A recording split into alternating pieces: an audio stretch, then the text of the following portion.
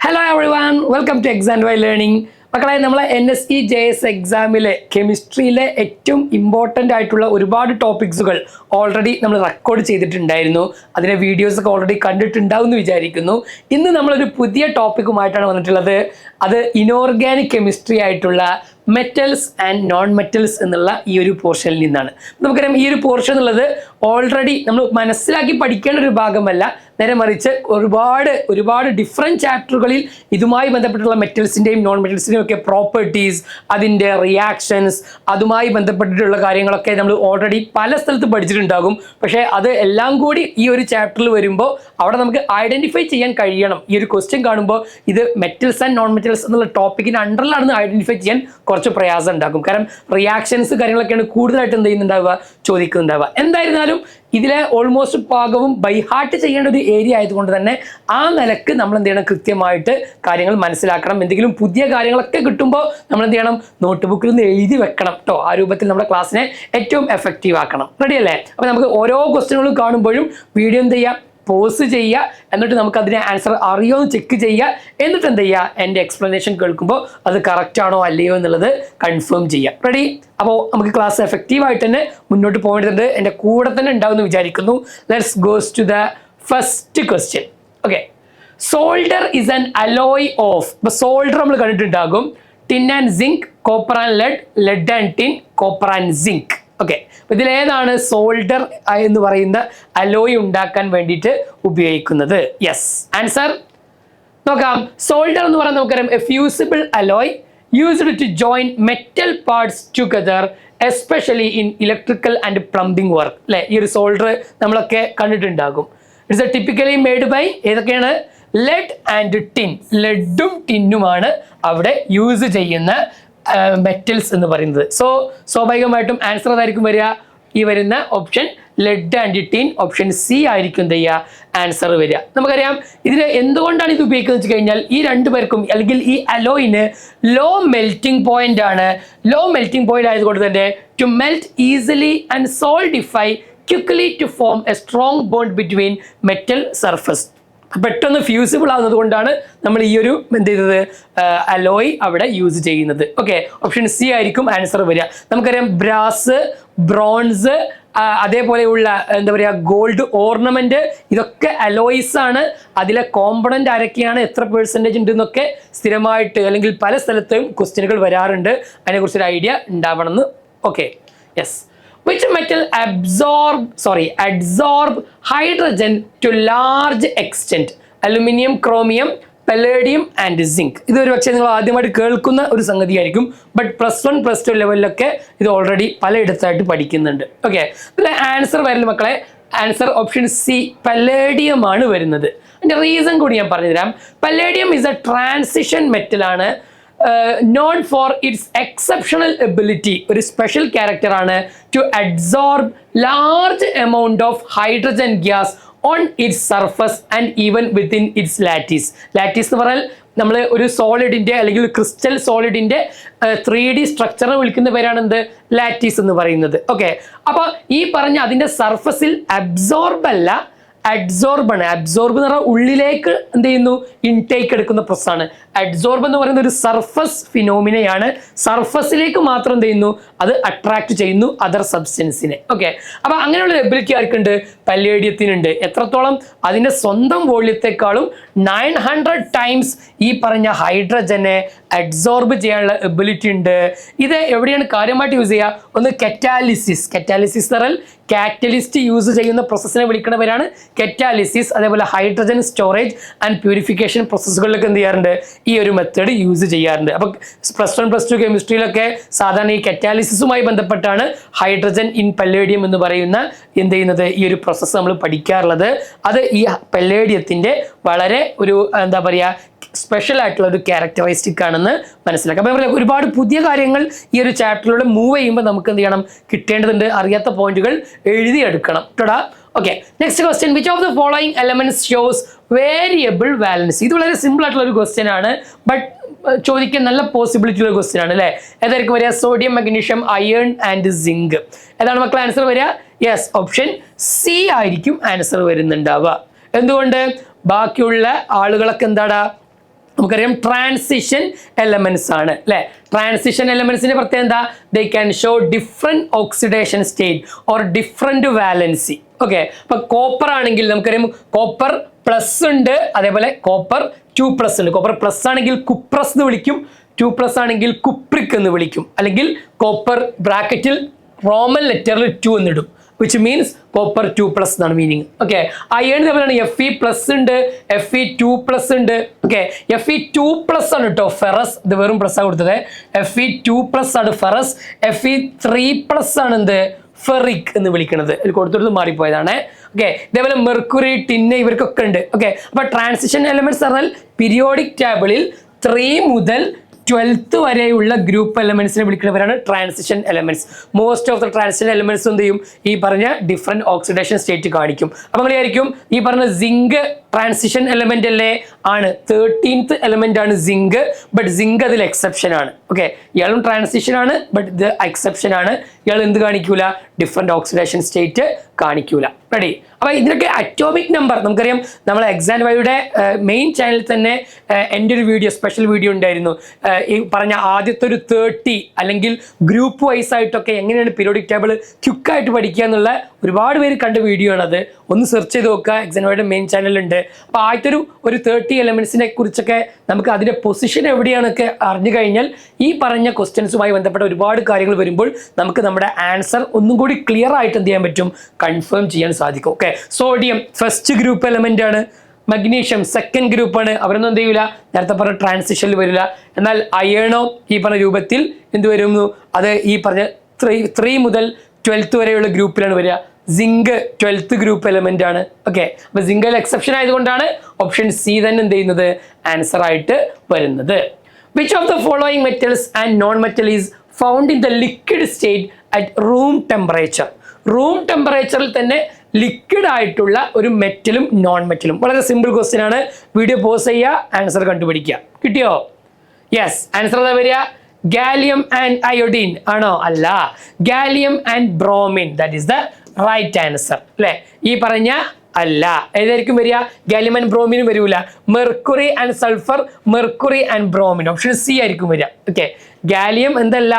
Liquid സ്റ്റേറ്റിലല്ല. പക്ഷെ നമുക്കറിയാം ഗാലിയത്തിന്റെ melting point വളരെ ലോ ആണെന്നറിയാം. അതുകൊണ്ടാണ് ഞാൻ ആദ്യം അറിയാതെ എന്ത് ചെയ്തത്? ഗാലിയം ആൻഡ് ബ്രോമിൻ എന്ന് പറയുന്നത്. ഓക്കെ, മെർക്കുറി ആണ് എന്ത്? Liquid സ്റ്റേറ്റിലുള്ള metal. ബ്രോമിൻ എന്ന് പറയുന്നത് ലിക്വിഡ് സ്റ്റേറ്റിലുള്ള നോൺ മെറ്റലാണ് കേട്ടോ. ഇയാൾ മെറ്റലും ഇയാള് non മെറ്റലുമാണ്.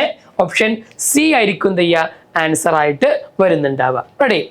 Galvanisation is a method of protecting iron from rusting by coating it with a thin layer of dash. Gallium, aluminium, carbon and zinc. ഇപ്പോൾ galvanization എന്നുള്ള term ഒരുപക്ഷെ നമ്മൾ കേട്ടിട്ടുണ്ടാകും. എന്താണ് actually? It is a process of coating iron or steel with a thin layer of zinc. Okay, iron അല്ലെങ്കിൽ സ്റ്റീലിനെ zinc കൊണ്ടാണ് നമ്മൾ എന്ത് ചെയ്യുന്നത്?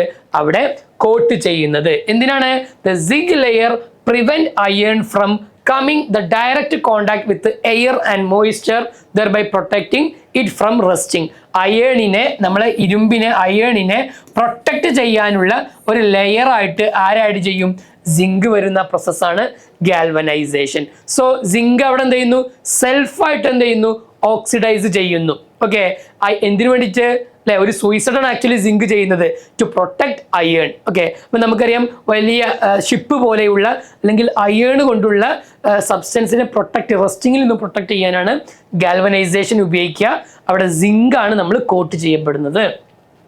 The element X reacting with chlorine forms a water soluble compound having high melting point. Element X is argon, magnesium, carbon, neon. അപ്പൊ നമുക്ക് അറിയുന്ന question ആണെങ്കിൽ അത് വെച്ച് ചെയ്യാൻ പറ്റും. അറിയാത്ത ഇങ്ങനത്തെ ചില ക്വസ്റ്റ്യൻ കണ്ടാലോ, ആദ്യമായിട്ട് നമ്മൾ കാണുകയാണെങ്കിലോ ഇതിൽ നമുക്ക് ആൻസറുകളെ നമുക്ക് വേണമെങ്കിൽ റിമൂവ് ചെയ്യാം. അപ്പൊ നിയോൺ നമുക്കറിയാം ഒരു നോബിൾ ഗ്യാസ് ആണ്. ഇയാൾ എന്തായാലും ക്ലോറിനുമായിട്ട് റിയാക്ട് ചെയ്യാനുള്ള പോസിബിലിറ്റി ഇല്ല. ഓക്കെ, കാർബൺ, അതേപോലെ ആർഗൺ. ഓക്കെ, ആർഗണും ഇതേപോലെ എന്താണ്? ഈ പറഞ്ഞ രൂപത്തിൽ ഒരു നോബിൾ ഗ്യാസ് ആണ്. They don't need to react with chlorine അല്ലെങ്കിൽ other metals or non metals. അപ്പൊ ഇവ രണ്ടും അല്ല.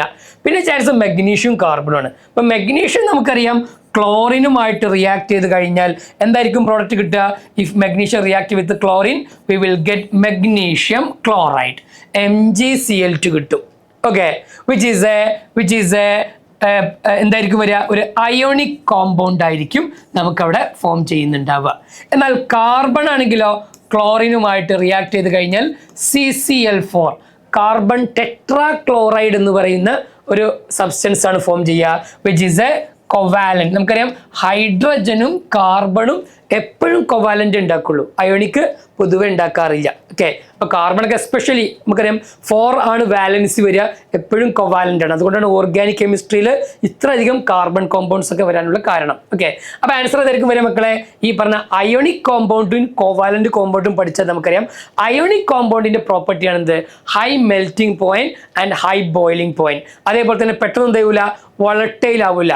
ഓക്കെ, നോൺ വോളറ്റൈൽ ആണ് എന്ത് ചെയ്യുക? പൊതുവെ ഉണ്ടാവാറ്. അതേപോലെ തന്നെ അയോണിക് കോമ്പൗണ്ട് എന്ത് ചെയ്യും? വാട്ടറിൽ പെട്ടെന്ന് ഡിസോൾവ് ചെയ്യും. ഇപ്പോൾ നമുക്കറിയാം സോഡിയം ക്ലോറൈഡ്, മഗ്നീഷ്യം ക്ലോറൈഡ് ഒക്കെ എന്ത് ചെയ്യും? വാട്ടറിൽ ഡിസോൾവ് ആകും. അറ്റ് ദ സെയിം ടൈം ഈ പറഞ്ഞ കാർബൺ ടെട്രാക്ലോറൈഡ് പോലുള്ളതൊക്കെ എന്താവില്ല? ഈ പറഞ്ഞ വാട്ടറിൽ ഡിസോൾവ് ആവില്ല, അവർ നോർമലി ഓർഗാനിക് സോൾവെന്റുകളിലാണ് ഡിസോൾവ് ആകുക. റെഡി? സോ ആൻസർ ഏതായിരിക്കും മക്കളെ വരിക? ഓപ്ഷൻ ബി ആണ് വരിക, മെഗ്നീഷ്യം. പഠിച്ചല്ലോ. അപ്പോൾ അയോണിക് ആണെന്നും കൊവാലന്റ് ആണെന്നും ഐഡന്റിഫൈ ചെയ്യുന്നിടത്താണ് നമ്മുടെ കറക്റ്റ് ആൻസർ വരുന്നുണ്ടാവുക. ഓക്കെ, ക്വസ്റ്റ്യൻ കാണുമ്പോൾ വലിയ ക്വസ്റ്റ്യൻ തന്നെയായിരിക്കും, ബട്ട് വെരി വെരി സിമ്പിൾ ആണ്. Substance X is white crystalline solid which melts after 10 seconds on burner flame. It is soluble in water and insoluble in CCl4. അല്ലേ, നമ്മളിപ്പോൾ നേരെ പറഞ്ഞ അതേപോലത്തെ ഒരു പോയിന്റ് ആണ്. It is a poor conductor of electricity in molten state as well as in the form of aqueous solution. Hence, we conclude that the substance X is, നേരത്തെ പറഞ്ഞതുപോലെ ionic കോമ്പൗണ്ടിന്റെയും covalent കോമ്പൗണ്ട്സുകളുടെയും ഒക്കെ പ്രോപ്പർട്ടി വെച്ചിട്ട് answer ചെയ്യാൻ പറ്റണം.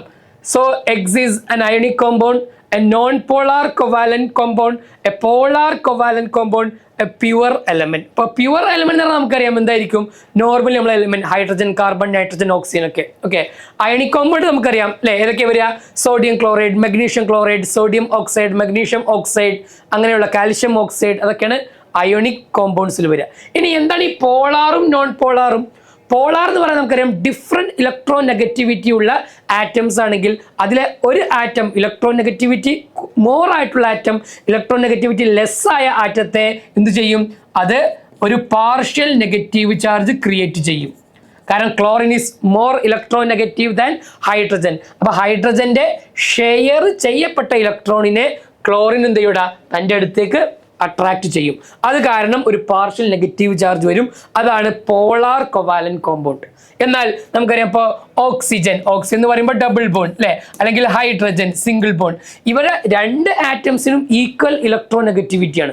രണ്ടുപേർക്കും electro negativity അഥവാ ഇലക്ട്രോണിനെ attract ചെയ്യാനുള്ള എബിലിറ്റി ഈക്വൽ ആണെന്ന് പറഞ്ഞാൽ ഇവർ തമ്മിൽ ഇതേപോലെ പാർഷ്യൽ നെഗറ്റീവ് പോസിറ്റീവ് ഒക്കെ ഉണ്ടോ? ഇല്ല, രണ്ടുപേർക്കും തുല്യ ശക്തിയാണ് ഉള്ളത് അല്ലേ. അപ്പം എന്തായിരിക്കും വരിക? ഇത് നോൺ പോളാർ കൊവാലന്റ് കോമ്പൗണ്ട് ആയിരിക്കും. ഓക്കെ, അപ്പൊ ഈ പറഞ്ഞ പ്രോപ്പർട്ടി നമുക്ക് ഓരോന്നായിട്ട് ഒന്ന് എടുത്തു നോക്കാം. ഒന്ന്, വൈറ്റ് ക്രിസ്റ്റലൈൻ സോളിഡ് ആണ്. Okay, which means suggest a compound with a strong intermolecular forces. രണ്ട്, soluble in water but insoluble in carbon tetrachloride. അത് മീനിങ് എന്താ? തൊട്ട് നേരത്തെ നമ്മൾ പറഞ്ഞു. ആയ പ്രത്യേകത polar substance dissolve in polar solvent like water, not in a non-polar ones. Okay, അപ്പോൾ അത് ഒരു പോയിന്റ് ആണ്. നെക്സ്റ്റ്, ഓക്കെ, ഇനി poor conductor of electricity in molten and aqueous state. Ionic compounds conduct electricity in this state. Ionic compound എന്ത് ചെയ്യും? Water അല്ലെങ്കിൽ സൊല്യൂഷനിലും molten സ്റ്റേറ്റിലും എന്ത് ചെയ്യും? ഇലക്ട്രിസിറ്റി കണ്ടക്ട് ചെയ്യുന്നുണ്ട്. But covalent compound generally do not. അപ്പൊ കൊവാലന്റ് ആണെന്ന് കിട്ടി. ഈ പോയിന്റോട് കൂടിയിട്ട് ഇത് കൊവാലന്റ് ആണ്.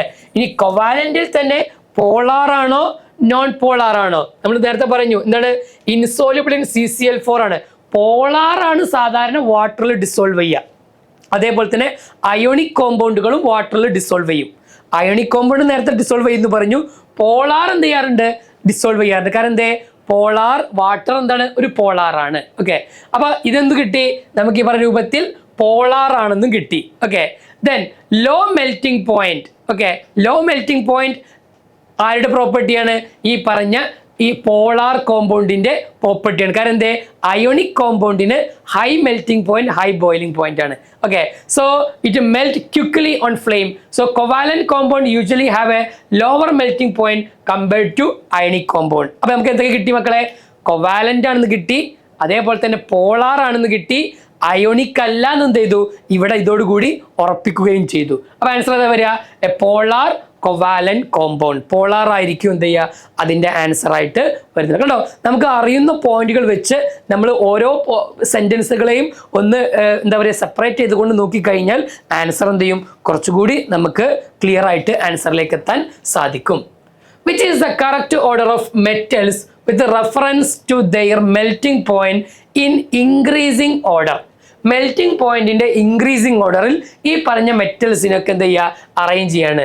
HG ആയിരുന്നുടാ, യെസ് അല്ലെ, നമ്മളെ mercury, gallium, lithium, calcium. Okay, അപ്പൊ ഈ 4 മെറ്റൽസാണ് കൊടുത്തത്. അത് തലങ്ങും വിലങ്ങും കൊടുത്തിട്ടുണ്ട്. ഇതിലെ ഈ പറഞ്ഞ ഇൻക്രീസിങ് ഓർഡർ, മെൽറ്റിംഗ് പോയിന്റിന്റെ ഇൻക്രീസിങ് ഓർഡറിൽ അറേഞ്ച് ചെയ്യാനാണ്. അപ്പൊ നമുക്ക് ഓരോന്നും ചെയ്യാം, ചെക്ക് ചെയ്ത് നോക്കാം. ആൻസർ ഗസ് ചെയ്യാൻ പറ്റുമോ? ഒറ്റയടിക്ക് നോക്കിയാൽ നമുക്ക് കിട്ടാൻ പ്രയാസമായിരിക്കും, പക്ഷെ ഒന്ന് പഠിച്ചു കഴിഞ്ഞാൽ പെട്ടെന്ന് കിട്ടും. യെസ്, നോക്കാം, നമുക്കൊന്ന് ചെക്ക് ചെയ്ത് നോക്കാം. അപ്പൊ മെർക്കുറി എല്ലാവർക്കും അറിയാം, ഏറ്റവും ലോ ആരാണ്? മെർക്കുറിയാണ്. അപ്പൊ അവിടുത്തെ ഒരു പോയിന്റ് കിട്ടി അല്ലെ, ഏറ്റവും കുറവായിരിക്കാം മെർക്കുറി. ബട്ട് അപ്പൊ ഓപ്ഷൻ ബി അല്ല എന്ന് ഉറപ്പാണ്. കാരണം എന്തേ, മെർക്കുറി ഓൾറെഡി അല്ലെ നോർമൽ ടെമ്പറേച്ചറിൽ തന്നെ ലിക്വിഡ് സ്റ്റേറ്റ് ആണ്. ആക്ച്വലി മെർക്കുറിയുടെ മെൽറ്റിംഗ് പോയിന്റ് എത്രയാണ്? -38.8 ഡിഗ്രി സെൽഷ്യസ് ആണ്. ഓക്കെ, പിന്നെ നമ്മൾ ഒരുപാട് കേട്ടിട്ടുണ്ടാവും ഗാലിയം എത്രയാണ്?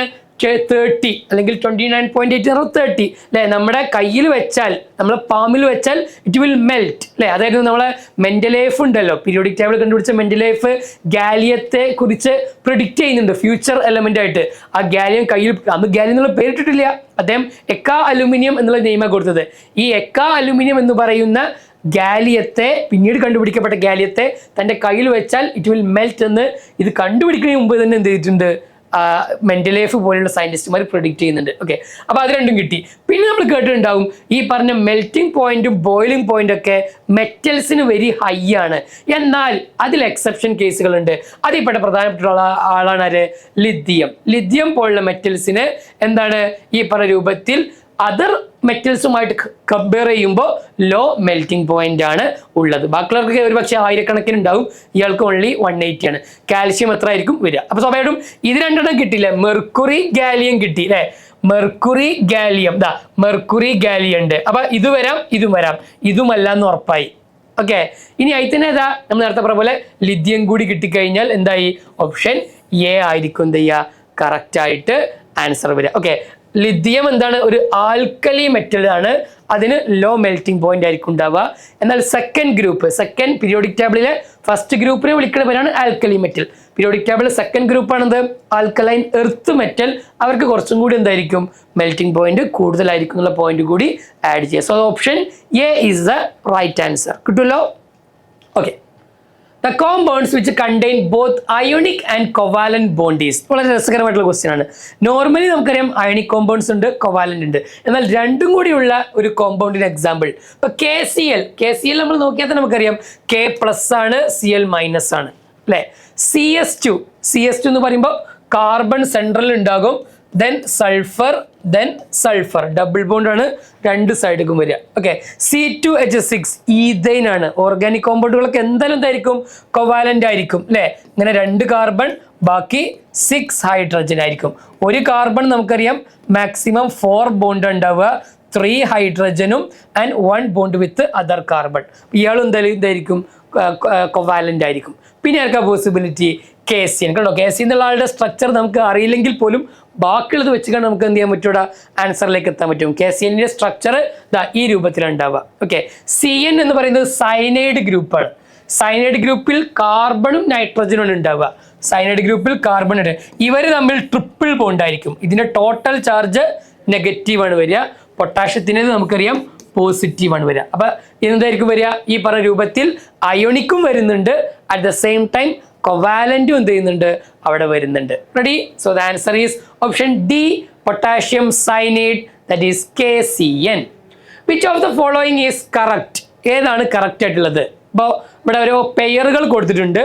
Mercury magnetite, aluminium cryolite, lead cinnabar, copper calamine. ഇത് ക്വസ്റ്റ്യൻ കാണുമ്പോൾ നമ്മൾ ഫസ്റ്റ് നമ്മൾ മൈൻഡിലേക്ക് വരുന്നത് എന്താ? ഇതിങ്ങനെ വായിച്ചു നോക്കുമ്പോൾ നമുക്ക് ഒരു ഐഡിയ കിട്ടൂല. കുറേ മെറ്റൽസ്, കുറേ വേറെ എന്തൊക്കെയോ പേര് ആണോ? എന്തൊക്കെയോ പേരല്ല, ആക്ച്വലി ഇതൊക്കെ അതിൻ്റെ ഓഴ്സിൻ്റെ പേരാണ് അല്ലേ, ഓറുകളുടെ പേരാണ്. ഓർ എന്ന് പറഞ്ഞാൽ എന്താ? ആ മെറ്റലിനെ എക്സ്ട്രാക്ട് ചെയ്യുന്ന മിനറലിനെ വിളിച്ച പേരായിരുന്നു എന്ത്? ഓറ്. അപ്പോൾ മെർക്കുറിയുടെ ഓറാണോ മാഗ്നറ്റൈറ്റ്, അലുമിനിയത്തിന്റെ ഓറാണോ ക്രയോലൈറ്റ്? ഇതിലെ കറക്റ്റ് ആയിട്ടുള്ളതാണ് നോക്കേണ്ടത് ലെഡ് സിന്നബാർ, കോപ്പർ കലാമിൻ. ഏതായിരിക്കും മക്കളെ ആൻസർ? നമുക്ക് ഓറുകളെ കുറിച്ചൊരു ഐഡിയ നിർബന്ധമായിട്ട് എന്ത് ചെയ്യണം? നമുക്ക് വരേണ്ടതുണ്ട്. ഒരു എക്സാമ്പിൾ നമ്മൾ പറയുകയാണെങ്കിൽ അലുമിനിയത്തിന്റെ പ്രധാനപ്പെട്ട ഓർ ഏതൊക്കെയാണ്?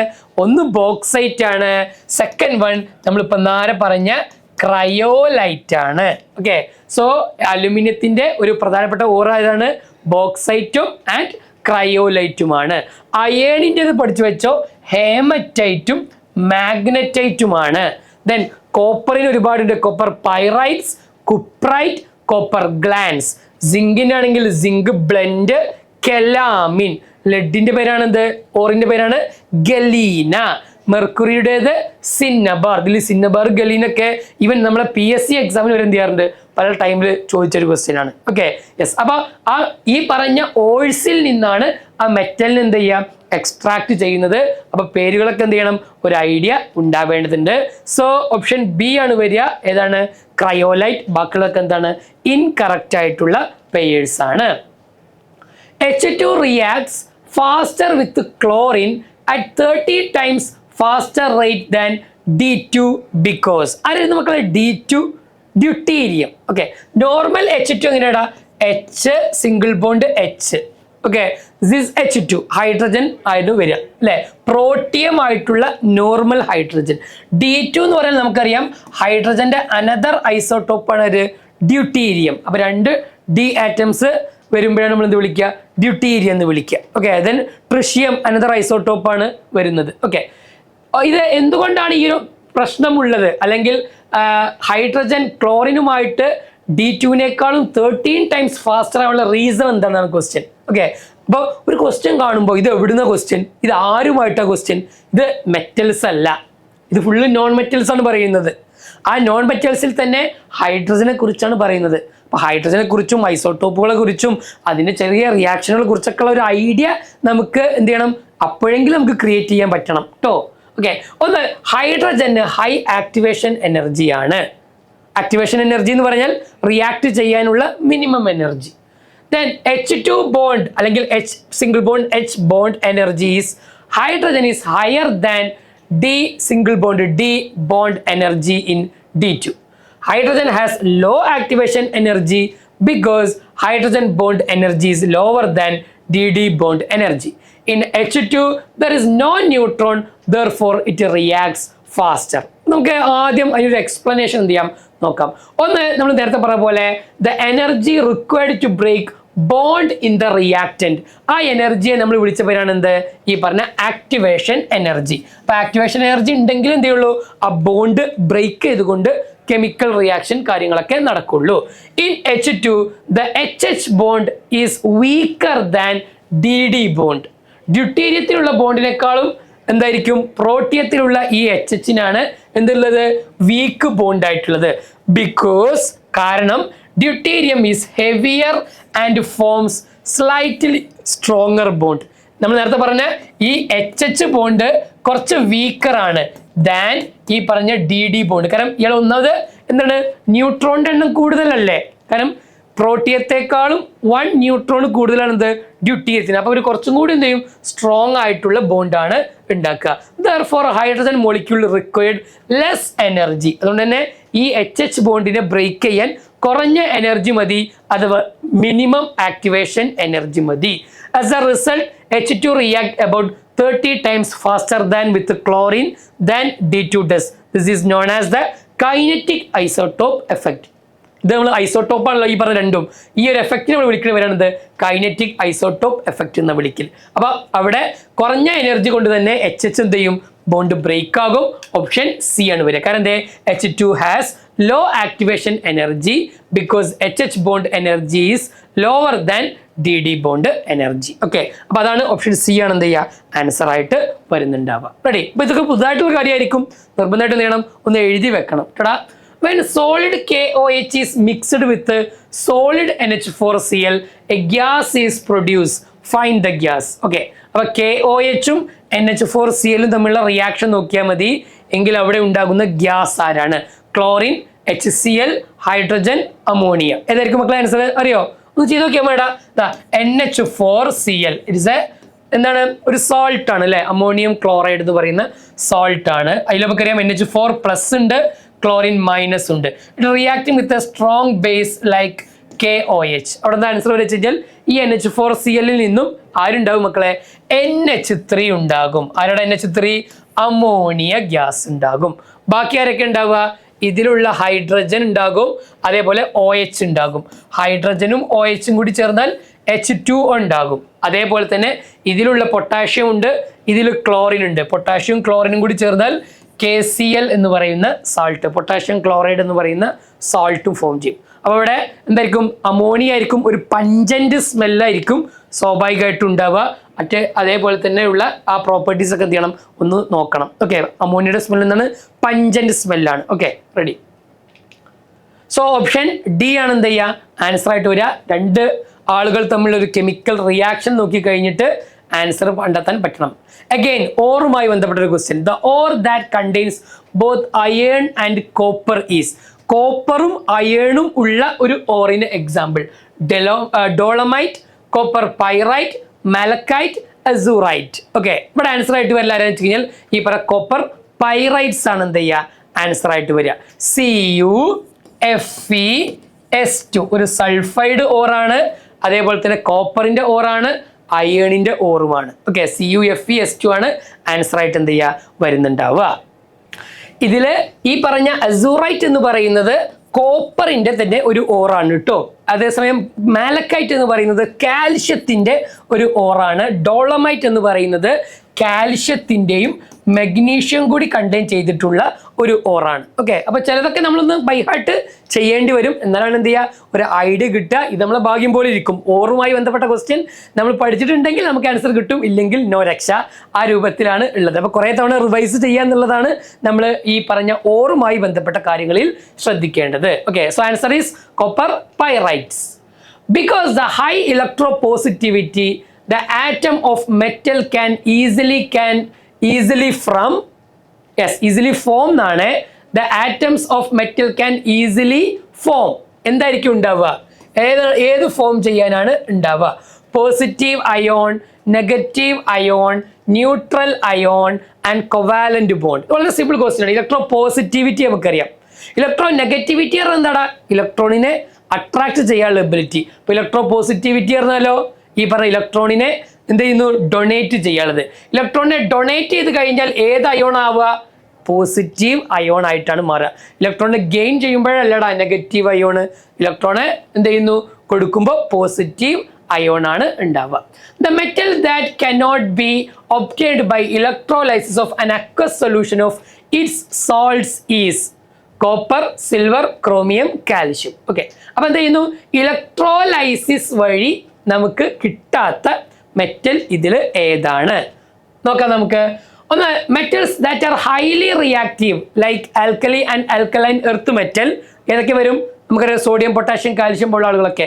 Cannot be obtained by electrolysis of aqueous solution of their salt. Okay, അപ്പൊ നമുക്ക് ഈ പറഞ്ഞ ആളുകളുടെ ഇലക്ട്രോലൈസിസ് നടത്തി കഴിഞ്ഞാൽ ആ മെറ്റലിനെ എക്സ്ട്രാക്ട് ചെയ്യാൻ എന്ത് ചെയ്യൂല? നമുക്ക് നോർമലി കഴിയാറില്ല. Okay, at the same time this is because those metal are more reactive than hydrogen. So water is reduced to hydrogen gas at cathode instead of the metal being deposited. Okay, less reactive metal can be obtained from aqueous solution. Okay, copper and silver. While highly reactive metal cannot obtained from molten salts. Okay, like calcium, sodium and potassium. അപ്പോൾ ഇവിടുത്തെ കേസിൽ നമ്മൾ ആദ്യം മനസ്സിലാക്കേണ്ടത് വെച്ച് കഴിഞ്ഞാൽ ഈ പറഞ്ഞ ഓറിൽ നിന്നും മെറ്റലിനെ എക്സ്ട്രാക്ട് ചെയ്യുന്ന പ്രോസസ്സിൽ ഒരുപാടെണ്ണം വരുന്നുണ്ട്. ഓക്കെ, ഫോർ എക്സാമ്പിൾ പറയുകയാണെങ്കിൽ അലുമിനിയം അല്ലെങ്കിൽ സോഡിയം അല്ലെങ്കിൽ പൊട്ടാഷ്യം പോലുള്ളതൊക്കെ ഈ പറഞ്ഞ അതിൻ്റെ ഓറിൽ നിന്നും ഡിഫറെൻറ്റ് പ്രോസസ്സുകൾ വഴി, ഡിഫറെൻറ്റ് മെറ്റലർജിക് പ്രോസസ്സുകൾ വഴി എന്ത് ചെയ്യും, ആദ്യം ഓക്സൈഡായി മാറും. ആ ഓക്സൈഡിൽ നിന്നും ആ മെറ്റലിനെ എക്സ്ട്രാക്ട് ചെയ്യാൻ വേണ്ടിയിട്ട് അവിടെ റിഡക്ഷൻ നടത്തണമെങ്കിൽ സ്ട്രോങ് റെഡ്യൂസിങ് ഏജന്റ് വേണം. ആ സ്ട്രോങ് റെഡ്യൂസിങ് ഏജന്റ് ആരായിരിക്കും? ഇലക്ട്രിസിറ്റി ആയിരിക്കും. ആ കേസിലാണ് എവിടെ വരിക? ഈ പറഞ്ഞ ഹൈ റിയാക്റ്റീവായ മെറ്റൽസിന്റെ കേസിൽ നമുക്ക് ഇലക്ട്രിസിറ്റി യൂസ് ചെയ്യാം. പക്ഷെ ഇവിടെ ക്വസ്റ്റ്യനിൽ കൊടുത്തത് എന്താടാ? cannot be obtained from electrolysis of an aqueous solution എന്ന് പ്രത്യേകം കൊടുത്തു. അപ്പൊ സൊല്യൂഷനിൽ നിന്ന് ഓഫ് ഇറ്റ് സോൾട്ട്, ആ സാൾട്ടിന്റെ സൊല്യൂഷനിൽ നിന്നാണ് എന്ത് ചെയ്യുന്നത്? ഇവിടെ ഇലക്ട്രോലൈസിസ് നടത്തുന്നത്. അതും നമ്മൾ ഇപ്പോൾ പറഞ്ഞത് തമ്മിൽ എന്തുണ്ട്? വ്യത്യാസമുണ്ട്. കാരണം എന്തേ?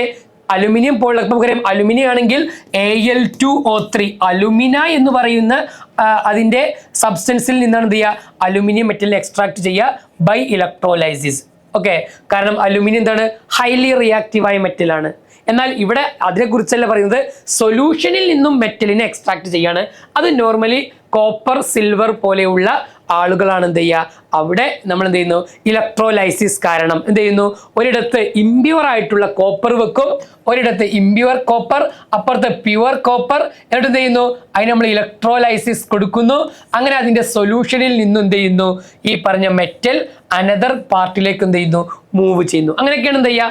കോപ്പറിനെ നമ്മൾ ഇലക്ട്രോലൈസിസ് നടത്തിക്കാണ്ട് നമ്മൾ എന്ത് ചെയ്യുന്നത്? പ്യൂരിഫൈ ചെയ്തെടുക്കുന്നത്. റെഡി? അപ്പൊ അങ്ങനെയുള്ള ചില എക്സെപ്ഷൻ കേസുകൾ എന്ത് ചെയ്യണം? നമ്മൾ പ്രത്യേകം ശ്രദ്ധിക്കണം. So in this case answer അതാ വരുന്നുണ്ടാവുക കാൽഷ്യം. കാരണം എന്തേ? ബാക്കിയുള്ളവർക്ക് എന്താണ്?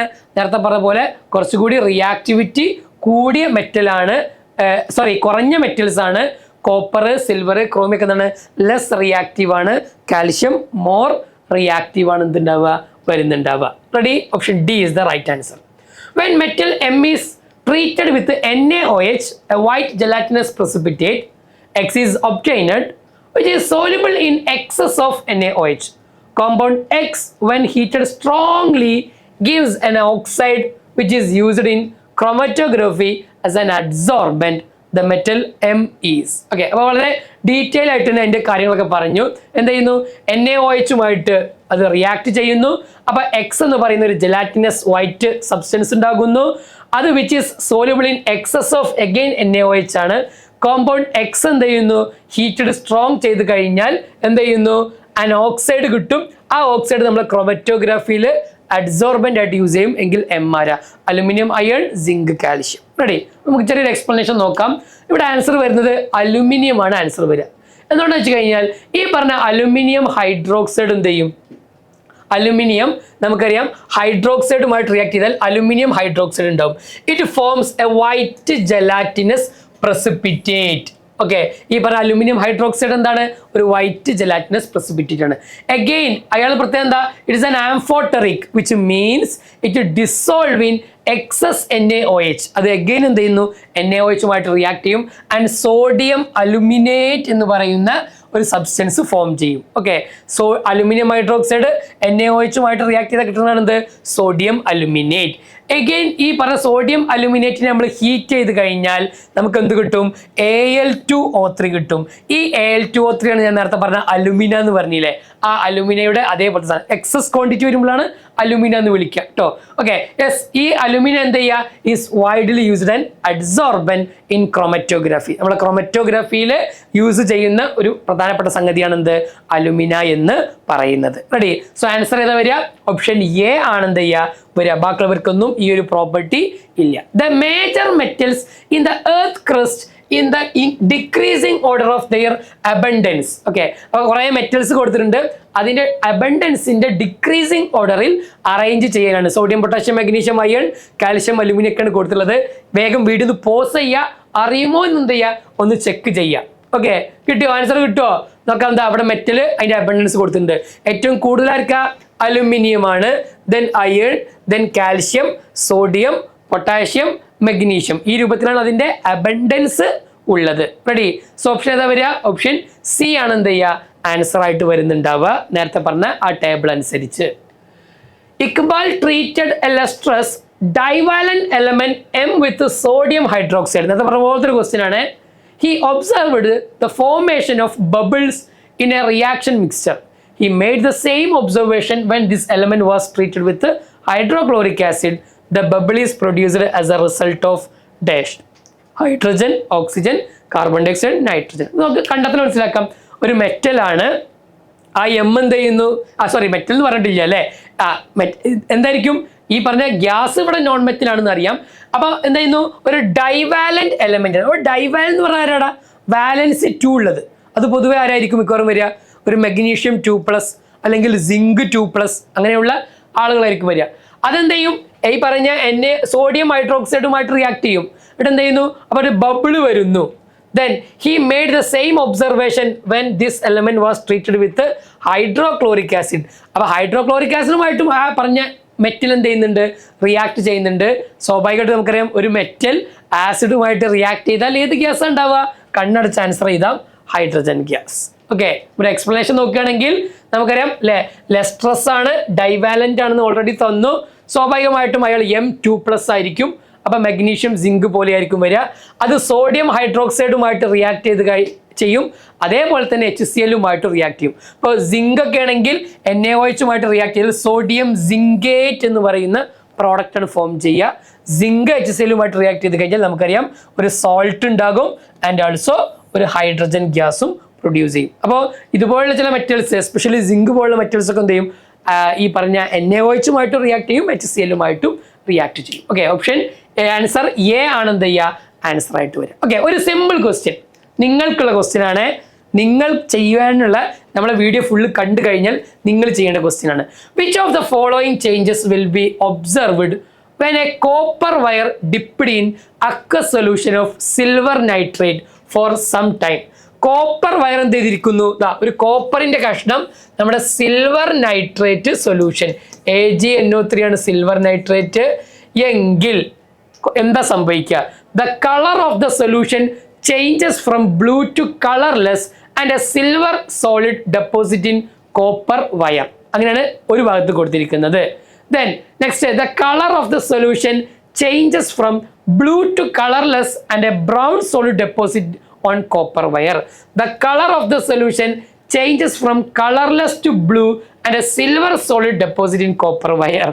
The color of the solution doesn't change and a silver solid deposit on copper wire. എന്താണ് സംഭവിക്കുക എന്ന് എന്ത് ചെയ്യുക, നിങ്ങൾ തന്നെ ആൻസർ ഒന്ന് സ്വയം കണ്ടുപിടിക്കുക. ക്വസ്റ്റ്യൻ കാണുന്ന വലുപ്പമൊന്നുമില്ല, നമുക്കറിയാം മെറ്റലും ഒരു മെറ്റൽ സൊല്യൂഷനും തമ്മിൽ റിയാക്ട് ചെയ്താൽ എന്താ കിട്ടുന്നത് സിമ്പിളായിട്ട് അറിയാം. പക്ഷേ ഈ ഓപ്ഷനിൽ ഏതാണ് കറക്റ്റ് എന്നുള്ളത് എന്ത് ചെയ്യണം, നമ്മൾ ചൂസ് ചെയ്ത് കണ്ടുപിടിക്കണം. അപ്പോൾ വേഗത്തിൽ എന്ത് ചെയ്യുക, വീഡിയോ പോസ് ചെയ്യുക, എന്ത് ചെയ്യുക, ഒന്ന് ചെക്ക് ചെയ്യുക, ആൻസർ എന്ത് ചെയ്യുക, നമ്മൾ വീഡിയോക്ക് താഴെ കമൻ്റ് ആയിട്ട് മാർക്ക് ചെയ്യുക. അപ്പോൾ എല്ലാവരും കമൻ്റ് ആയിട്ട് മാർക്ക് ചെയ്യണം. നമ്മൾ ഇത്രയും നേരം പഠിച്ചതൊക്കെ കറക്റ്റാണോ അല്ലെ എന്നൊക്കെ ചെക്ക് ചെയ്യാനൊരു അവസരം കൂടിയാണ്. ഒരുപാട് ക്വസ്റ്റ്യൻ നമ്മൾ പറഞ്ഞു, ഒരുപാട് പുതിയ കാര്യങ്ങൾ നമ്മൾ മനസ്സിലാക്കി. ഇതുപോലെ എല്ലാ ചാപ്റ്ററിൻ്റെയും എന്ത് ചെയ്യുന്നുണ്ട്, വീഡിയോസ് നമ്മൾ ഈ ചാനലിൽ എന്ത് ചെയ്യുന്നുണ്ട്, NSEJS-ൻ്റെ ഭാഗമായിട്ട് നമ്മൾ കാണുന്നുണ്ട്. അത് കറക്റ്റായിട്ട് കാണുക, നോട്ട്സ് എഴുതുക, നന്നായിട്ട് പ്രിപ്പയർ ചെയ്യുക, കൂടുതൽ ക്വസ്റ്റ്യൻസ് പ്രാക്ടീസ് ചെയ്യുക, എക്സാം എന്ത് ചെയ്യുക, അടിപൊളിയായിട്ട് എഴുതാൻ അപ്പോഴേ എന്ത് ചെയ്യുള്ളൂ നമുക്ക് പറ്റുള്ളൂ. അങ്ങനെ ഒരു കോമ്പറ്റീഷൻ എക്സാമിന് പ്രിപ്പയർ ചെയ്യുമ്പോൾ നമ്മുടെ സ്കൂളത്തെ എക്സാം എന്ത് ചെയ്യടാ വളരെ ഈസി ആയിട്ട് എന്ത് ചെയ്യും, ഓട്ടോമാറ്റിക്കലി മാറുമെന്ന് എന്ത് ചെയ്യുക നമ്മൾ അറിയും. അപ്പോൾ ഈ എടുക്കുന്ന എഫർട്ടൊക്കെ എന്താണ്, നമുക്ക് യൂസ്ഫുൾ ആണ്, ഒരിക്കലും എന്തല്ല വേസ്റ്റ് അല്ല. ഇൻ ഫർദർ സ്റ്റഡീസിലും ഇതൊക്കെ എന്ത് ചെയ്യാണ്ട് നമുക്ക് ഒരുപാട് പഠിക്കേണ്ടത്, എസ്പെഷ്യലി ഇൻ ഹയർ സെക്കൻഡറിയിലൊക്കെ. റെഡി? അപ്പോൾ നന്നായിട്ട് പഠിക്കുക, നന്നായിട്ട് പ്രിപ്പയർ ചെയ്യുക. NSEJS ചെയ്ത് നമ്മളെ എല്ലാ ഫ്രണ്ട്സിനും നമ്മളെ ചാനൽ എന്ത് ചെയ്യുക, ഒന്ന് പരിചയപ്പെടുത്തുക. കംപ്ലീറ്റ്ലി ഫ്രീ ആയിട്ടാണ് നിങ്ങൾക്ക് ഇതൊക്കെ കിട്ടുന്നത്. മാക്സിമം യൂട്ടിലൈസ് ചെയ്യുക. മറ്റൊരു വീഡിയോയിൽ നമുക്ക് വീണ്ടും കാണാം. താങ്ക്